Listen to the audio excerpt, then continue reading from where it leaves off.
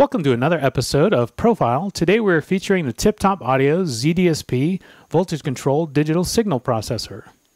This flexible effects processor allows for the loading of programs via the card slot here in the center. It uses an open source environment that allows those with coding skills to create, sell, or share their own applications for the ZDSP. The ZDSP comes bundled with the Dragonfly Delays card that contains 8 versatile delay programs. There is also a second card available from TipTop Audio called the Bat Filters card, containing 8 voltage-controlled digital filters. Additional programs are available via the Sego Bitrot card, Broken Silicon's Error Codes card, and Valhalla DSP's Halls of Valhalla card. Now let's have a look at the main panel. One look at the panel reveals there are 2 discrete audio channels, each with their own sets of controls. This allows for stereo processing of effects like delay and reverb, but has other creative uses depending on the program. Each channel has its own audio input and potentiometer for gain. From that point, each channel has its own distinct analog feedback loop that's useful in time-based effects as well as others. The ZDSP uses an open-loop feedback structure that produces some truly unique sounds. This allows for inserting other processors or effects into the feedback loop if you choose. The 2 jacks at the bottom labeled Feedback 1 and Feedback 2 send your signal out to another processor or effect for each channel, while the feedback input at each channel allows you to feed back your signal into the feedback loop. The feedback inputs at each channel contain VCAs controlling the gain of the feedback loop. There is a manual control for each channel's feedback going from minimum to maximum, but also has jacks on either channel labeled VC that allow you to voltage control this parameter.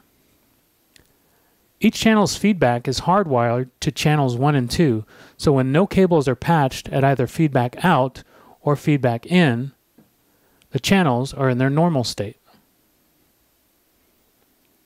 The ZDSP feedback section is capable of quite a bit of self-oscillation, so please exercise caution with monitors and headphones. ZDSP also makes use of digital feedback that processes feedback internally within certain programs. This opens up creative uses for processing with both digital and analog types of feedback combined. Now let's take a look at the center panel. Underneath the LCD are 3 controls that allow you for manual adjustment of the loaded program. Each program will generate a label for the specific control when loaded. This one reads time base, ratio, and feedback. In addition, there are 3 CV inputs that allow for voltage control over the parameters assigned to that program. There is also a clock input here, which opens up new doors for your sound design. In normal operation with no signal patched at this input, the ZDSP operates at a 32 kHz sample rate. By inserting a signal here at the clock input, we can change the sampling rate of the analog to digital conversion and the speed of the DSP for some truly unique sounds.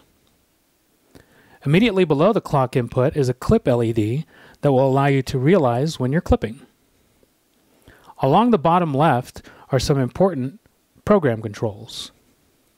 The yellow button allows for manual switching through the available programs.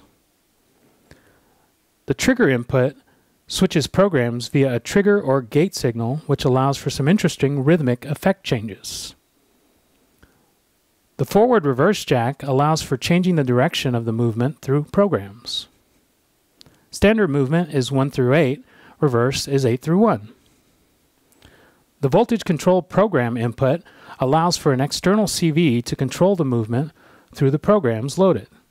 Any LFO or envelope can yield some creative results. Last but not least, our dry-wet mix control on the lower right, which also has its own CV input to control the dry-wet mix. That about does it for this edition of Profile. Please join us in the upcoming audio demos of this one-of-a-kind TipTop Audio ZDSP effects processor. Thanks for watching.